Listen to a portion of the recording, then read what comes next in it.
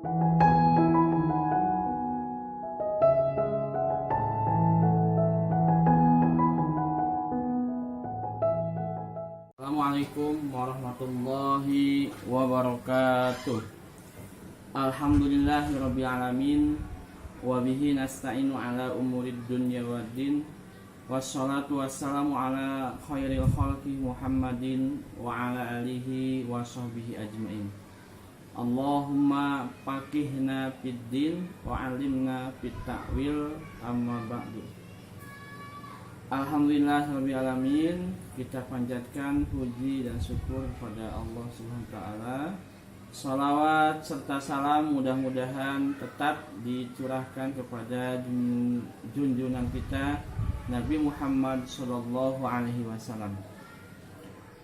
Anak-anakku sekalian, kembali kita di program Ngabuburit, ngaji bareng guru SDIT. Pada sore hari ini, sambil menunggu buka puasa, kita ngabuburit membahas tentang buku kecil tentang sholat. Pada bab yang awal, buku ini membahas tentang hukum Islam. Nah, hukum Islam atau syariah. Ada pembahasan tentang mukalaf. Apa itu mukalaf?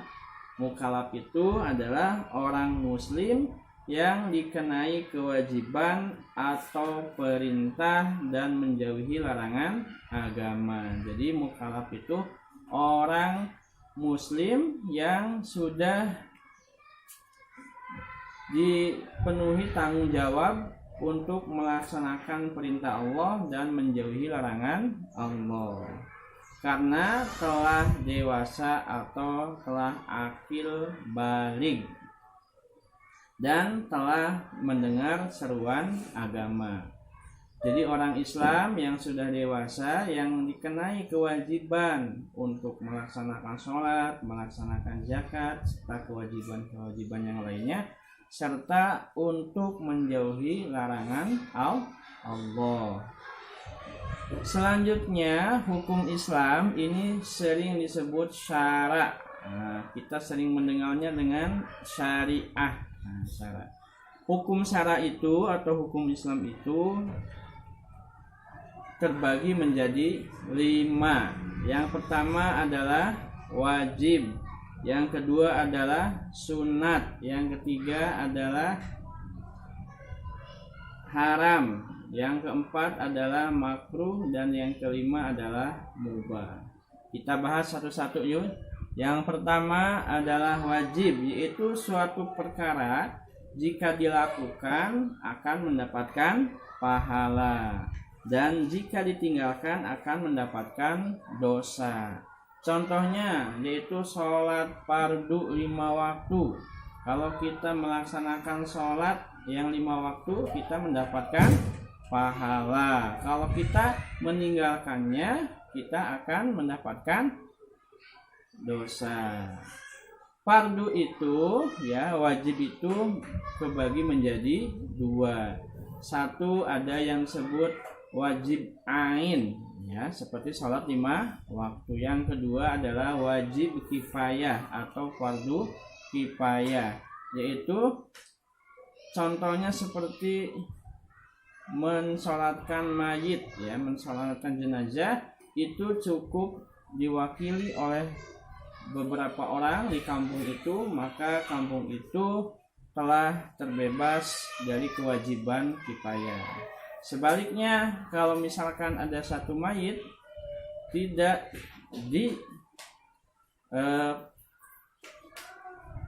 disolatkan, maka seluruh kampung itu mendapatkan dosa. Selanjutnya yang kedua adalah sunat, yaitu suatu perkara yang jika dilakukan mendapatkan pahala dan jika ditinggalkan tidak berdosa. Contohnya apa? Ya, contohnya sholat tarawih, ya. Sunat juga terbagi menjadi 2, yaitu sunat muakkad dan sunat ghair muakkad. Sunnah muakkad apa? Sunnah yang dianjurkan, sangat dianjurkan. Contohnya sholat tarawih. Sunnah ghair muakkad contohnya apa? Sholat sunat biasa, itu sunat ghair muakkad. Selanjutnya, hukum Islam yang ketiga adalah haram, yaitu suatu perkara yang jika dilakukan itu mendapat dosa, dan jika ditinggalkan itu akan mendapatkan pahala. Kalau dilakukan mendapatkan dosa, kalau ditinggalkan mendapatkan pahala. Contohnya meminum alkohol, minuman keras, itu jelas hukumnya haram, orangnya berdosa.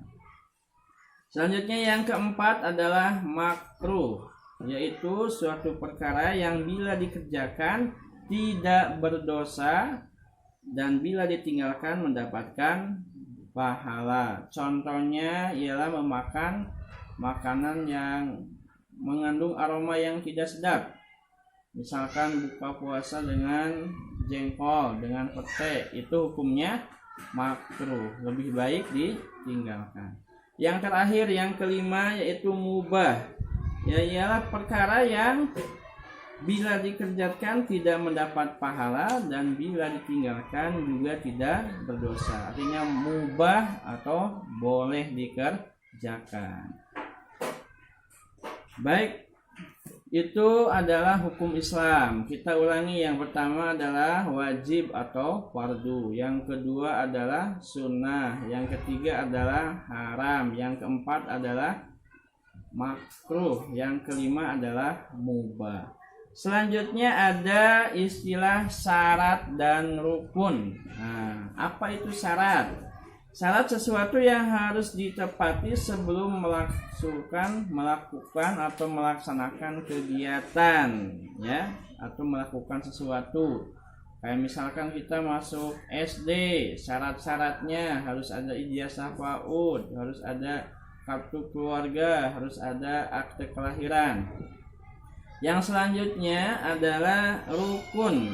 Rukun itu sesuatu yang harus dikerjakan melalui pekerjaan, ya. Rukun itu seperti pokok dalam sholat, ya. Rukun sholat, misalkan membaca Al-Fatihah adalah rukun sholat. Apabila kita meninggalkan Al-Fatihah, maka kita sholatnya batal.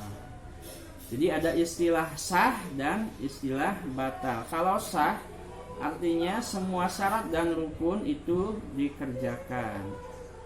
Misalkan sholat kita tidak membaca Al-Fatihah, maka tidak lengkap rukunnya sehingga sholatnya menjadi batal. Oke, sampai di sini pelajaran kita tentang sholat. Mari kita tutup dengan membaca doa setelah belajar. Allahumma anfa'na bima 'allamtana wa 'allamna alladzi yanfa'una wa zidna ilma. Akhirul kalam, wallahul muwaffiq ila aqwamit thoriq. Wassalamualaikum warahmatullahi wabarakatuh.